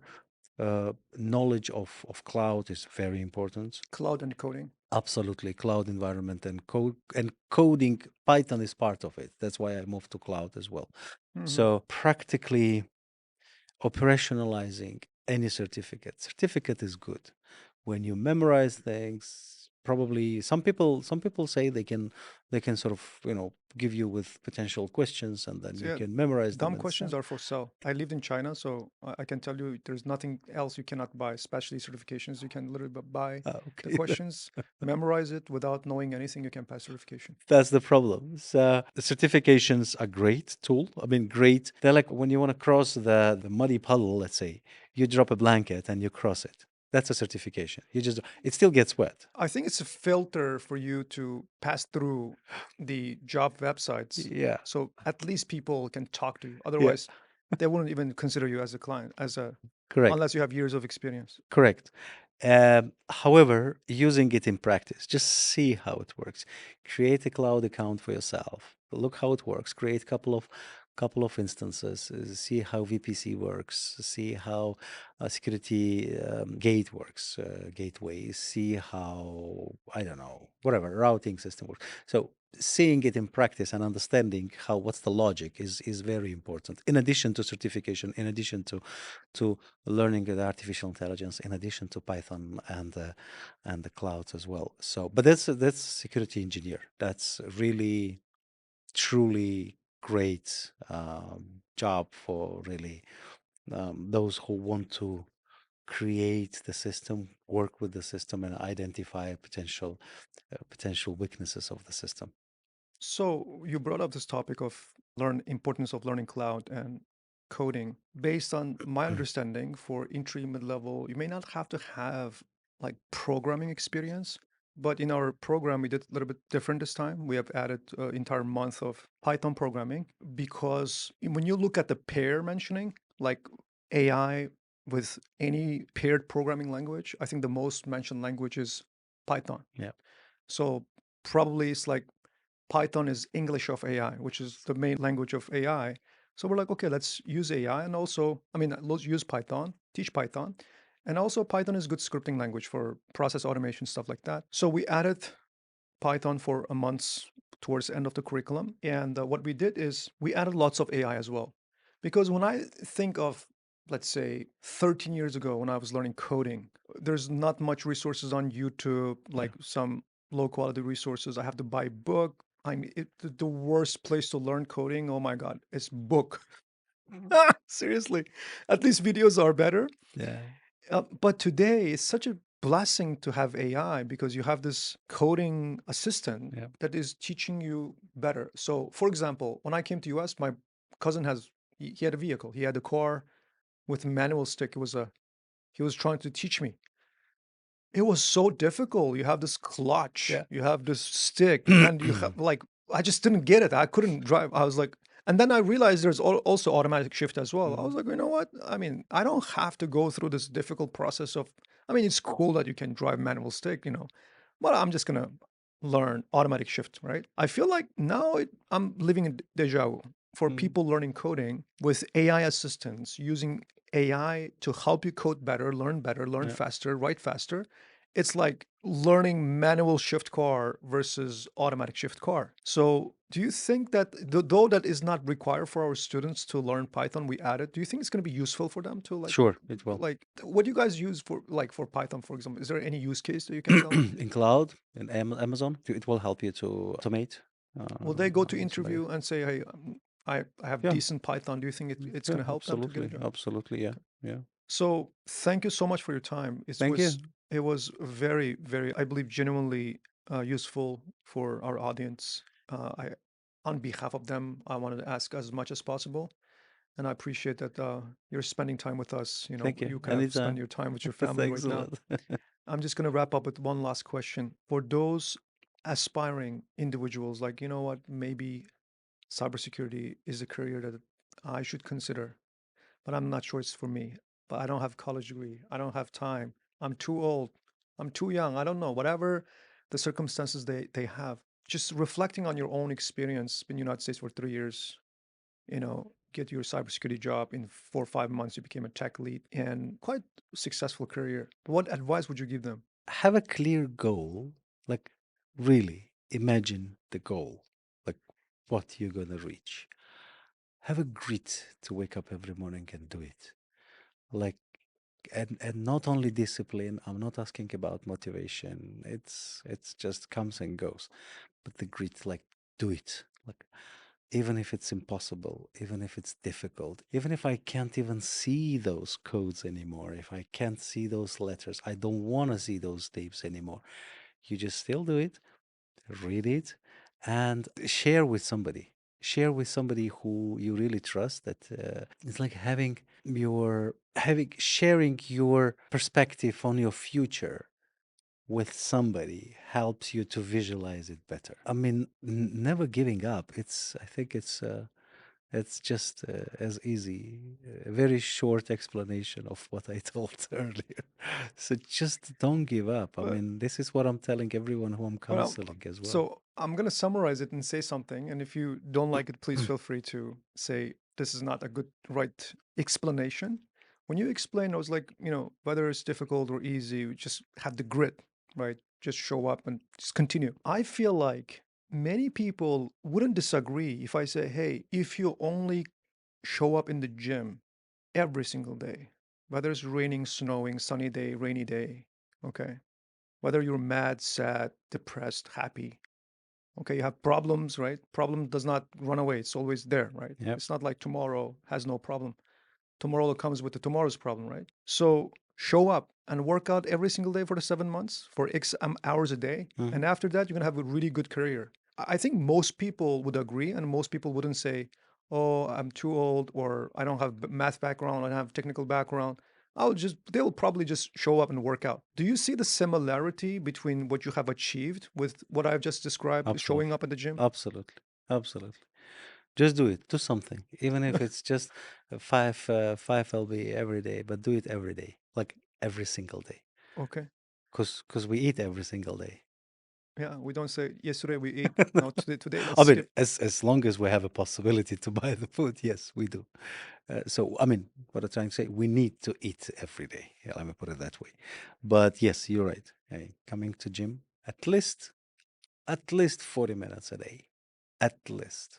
Which is the mental gym, which is learning. Okay. Yeah. Thank you so much for your time. Thank you. Thank you. Appreciate it. Absolutely. Thanks a lot. Guys, Anytime. for more contents like this, useful contents, please subscribe our channel, write your comments, have your questions asked, and we will try to bring as much guests as possible. And for future podcasts like this, please follow us, subscribe, and comment and like. Thank you. Thank you. Thank you.